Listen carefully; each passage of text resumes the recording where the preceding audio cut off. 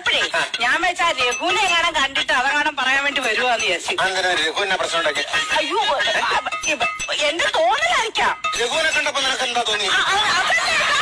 എനിക്കങ്ങനെ തോന്നലായിരിക്കാം. ഞാനേ നമ്മുടെ ബാത്റൂമിലേക്ക് കുളിക്കാൻ വേണ്ടി പോയ സമയത്ത് ഒന്നുമില്ല ചേട്ടാ. ഒന്നുമില്ലാത്ത സമയത്ത് എന്ത് സംഭവിച്ചു? അങ്ങനെയല്ല, ഞാനവിടെ കുളിക്കാൻ പോയ സമയത്ത് നീ പറടി എന്നെ ചോര തിളച്ചു വരെ ചായപ്പൊടി ഇട്ടപ്പോ ചോര ചായ കുടിക്കാം. അങ്ങോട്ട് പോയ സമയത്ത് ആ ഓലക്കീറിന്റെ ഇടയ്ക്കൂടെ രഘു എന്നെ ഒളിഞ്ഞു നോക്കിയോന്ന് എനിക്കൊരു സംശയം. രഘു നിന്നെ ഒളിഞ്ഞു നോക്കിയോന്നൊരു സംശയം. സ്വന്തം ഭർത്താവായി ഞാനിവിടെ ജീവനോടെ നിൽക്കുമ്പോ എന്റെ ഭാര്യ മറ്റൊരുത്തിന് ഒളിഞ്ഞു നോക്കി. ഇത് ഞാൻ സഹിക്കണോ? നട്ടുള്ളവരാണോ ഞാൻ? സഹിക്കണോടി? സഹിക്കണം ചേട്ടാ, ഒന്നും ചെയ്യില്ല. ഞാൻ പകരം ചോദിച്ചിട്ട് കാര്യം. എന്തായാലും രഘുവിനോട് ചോദിക്കാൻ പോലോ, അവൻ നിങ്ങളെ കൊല്ലും ഉറപ്പാ.